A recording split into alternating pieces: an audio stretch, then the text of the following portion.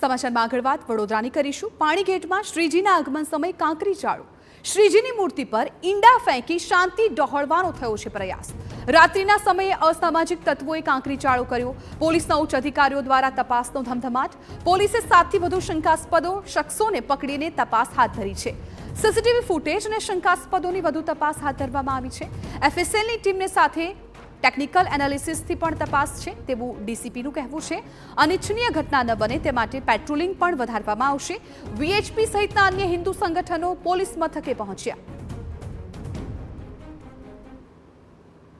ઘટના બની છે કે ગણપતિ બાપ્પાનું આગમન થતું હોય અને વોર્ડ નંબર 17માં નિર્મલ પાર્ક યુવક મંડળ એ મારા વિસ્તારનું વર્ષો જૂનું મંડળ છે અને ગણપતિ બાપ્પાની સ્થાપના કરતું રહેતું છે, કારણ કે આ રીતનું કૃત્ય બિલકુલ ચલાવી દેવામાં આવે નહીં।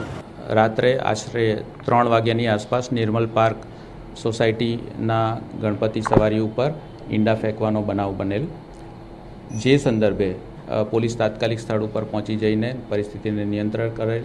જે સંદર્ભે સિટી પોલીસ સ્ટેશનમાં ગુનો નોંધવામાં આવેલ છે અને આ ગુનાની તપાસ હાલ ચાલી રહી છે।